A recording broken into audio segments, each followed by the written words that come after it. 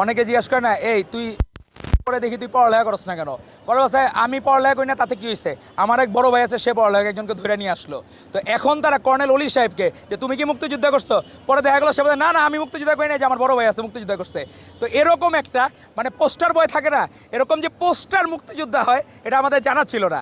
এবারে আমরা এই ইয়েতে দেখলাম, প্রেসিডেন্সিয়াল ইলেকশনে দেখলাম যে পোস্টার মুক্তিযোদ্ধা তারা হায়ার করে নিয়ে আসছে।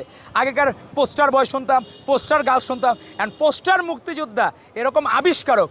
আপনি এদেরকে গুপ্ত সংগঠন যারা গুপ্ত রাজনীতি করে এদেরকে ধন্যবাদ জানাতে পারেন যে পোস্টার মুক্তিযোদ্ধার আবিষ্কারক হিসেবে তাদেরকে অবশ্যই ধন্যবাদ জানানো উচিত। যে কেউ যদি জিজ্ঞেস করে যে মুক্তিযোদ্ধা করতে পারে, না না আমি করি না, আমার বড় ভাই করছে, ধরে নিয়ে আসলো। তো যাদের দেখানোর কোনো কিছু নাই তাদের এরকম অজস্র কিছু ধার করতে হয়। কিন্তু বাংলাদেশ জাতীয়তাবাদী দলের মহান স্বাধীনতা ঘোষণা দিয়েছেন শহীদ রাষ্ট্রপতি জিয়া রহমান বীরুত্তম। 90-এর গণ অভ্যুত্থানের মানে মহানায়ক ছিলেন আমাদের আপসীন দেশিন বেগম খালেদা জিয়া।